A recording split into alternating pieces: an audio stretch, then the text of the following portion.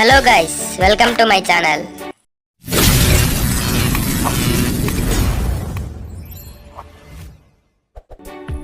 ಸಾಮಾಜಿಕ ಜಾಲತಾಣಗಳಲ್ಲಿ ಈಗ ಟ್ರೆಂಡ್ ಏನು ಅಂದರೆ ಗಿಬ್ಲಿ ಶೈಲಿಯ ಇಮೇಜ್ ರಚನೆ ಮಾಡುವುದಾಗಿದೆ.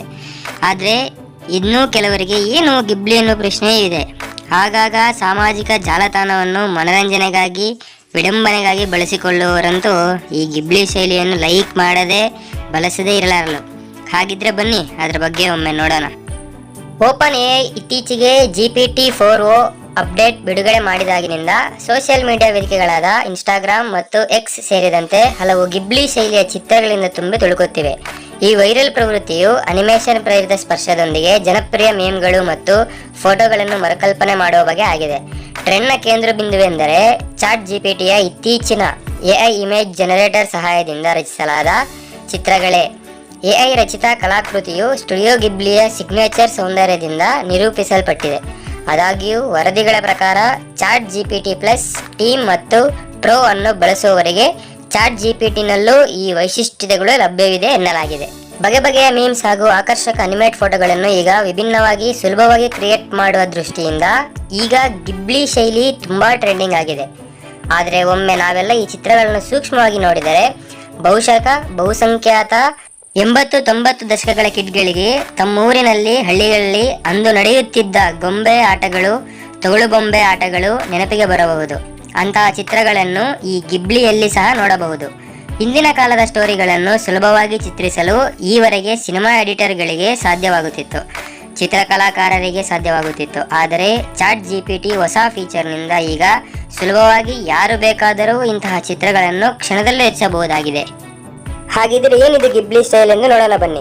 ಗಿಬ್ಲಿ ಕಲೆ ಎಂಬುದು ಒಂದು ಅನನ್ಯ ವಿನ್ಯಾಸವಾಗಿದ್ದು ಖ್ಯಾತ ಜಾಪನೀಸ್ ಅನಿಮೇಷನ್ ಸ್ಟುಡಿಯೋ ಗಿಬ್ಲಿ ಇದನ್ನು ಬಳಸುತ್ತಿತ್ತು. ಗಿಬ್ಲಿ ಸ್ಟೈಲ್ನಲ್ಲಿ ಮೃದುವಾದ ಫಾಸ್ಟೆಲ್ ಕಲರ್, ವಿವರವಾದ ಹಿನ್ನೆಲೆಗಳು ಮತ್ತು ಮಾಂತ್ರಿಕ ಭಾವನೆಯನ್ನು ಒಳಗೊಂಡ ಕಲಾಕೃತಿಗಳನ್ನು ಸಾಮಾನ್ಯವಾಗಿ ಅತಿ ಸುಂದರವಾದ ಭೂದೃಶ್ಯಗಳು ಮತ್ತು ಎಚ್ಚರಿಕೆಯಿಂದ ವಿನ್ಯಾಸಗೊಳಿಸಬಹುದಾಗಿದೆ. ಜಗತ್ತನ್ನು ಶ್ರೀಮಂತ ಮತ್ತು ಉತ್ಸಾಹಭರಿತವಾಗಿ ಕಾಣುವಂತೆ ಈ ಶೈಲಿಯಿಂದ ರಚಿಸಲಾಗುತ್ತಿತ್ತು. ಸ್ಟುಡಿಯೋ ಗಿಬ್ಲಿಯ ಸಂಸ್ಥಾಪಕರ ಬಗ್ಗೆ ತಿಳಿಯೋಣ. ಸ್ಟುಡಿಯೋ ಗಿಬ್ಲಿಯನ್ನು 1985ರ ಜೂನ್ 15ರಲ್ಲಿ ಹಯಾಯೋ ಮಿಯಾಜಾಕಿ, ಇಸಾವೋ ತಕಾಜಾಕಿ, ತೊಶಿಯೋ ಸುಜುಕಿ ಎಂಬುವರು ಸ್ಥಾಪನೆ ಮಾಡಿದರು. ಗಿಬ್ಲಿ ಪದವು ಮೂಲತಃ ಲಿಬ್ಯಾನ್ ಅರೇಬಿಕ್ ಪದವಾಗಿದೆ. ಬಿಸಿಯಾದ ಮರುಭೂಮಿ ಗಾಳಿಯನ್ನು ಅಲ್ಲಿ ಈ ಹೆಸರಿನಿಂದ ಕರೆಯುವರು ಹಾಗೂ ಇದು ಇಟಾಲಿಯನ್ ಏರ್ಕ್ರಾಫ್ಟ್ನ ಹೆಸರಾಗಿದ್ದು ಕ್ಯಾಪ್ರೋನಿ ಕಾ 309 ಗಿಬ್ಲಿ ಎಂದು ಹೆಸರಿದೆ. ಈ ಸಂಸ್ಥಾಪಕರು ಹಲವು ಸಿನಿಮಾಗಳನ್ನು ಈ ಗಿಬ್ಲಿ ಸ್ಟುಡಿಯೋ ವರ್ಕ್ನಿಂದಲೇ ನೀಡಿದ್ದಾರೆ. ಗಿಬ್ಲಿ ಅನನ್ಯ ಕಲಾ ವಿನ್ಯಾಸಗಳೆಂದರೆ ಕೈಯಿಂದ ಬಿಡಿಸಿದ ಅನಿಮೇಷನ್ ಚಲನಚಿತ್ರಗಳಿಗೆ ಸ್ಪಷ್ಟ ಮತ್ತು ಸಾವಯವ ಗುಣದ ಸಾಂಪ್ರದಾಯಿಕ ತಂತ್ರಗಳಿಗೆ ಬದ್ಧತೆ, ಸಮೃದ್ಧವಾಗಿ ರಚಿಸಲಾದ ಪ್ರಪಂಚಗಳು, ವೀಕ್ಷಕರನ್ನು ಅದ್ಭುತ ದೃಶ್ಯಗಳಲ್ಲಿ ಮುಳುಗಿಸುವ ವಿವರವಾದ ಹಿನ್ನೆಲೆಗಳು ಮತ್ತು ಪರಿಸರಗಳು ಇದರಲ್ಲಿವೆ. ಭಾವನಾತ್ಮಕವಾಗಿ ಪ್ರತಿಧ್ವನಿಸುವ ಕಥೆ ಹೇಳುವಿಕೆ. ಈ ಶೈಲಿಯ ಚಲನಚಿತ್ರಗಳು ಸಾಮಾನ್ಯವಾಗಿ ಪ್ರಕೃತಿ, ಗುರುತು, ಮಾನವ ಸಂಪರ್ಕಗಳಂತಹ ಸಾರ್ವತ್ರಿಕ ವಿಷಯಗಳನ್ನು ಅನ್ವೇಷಿಸುತ್ತವೆ.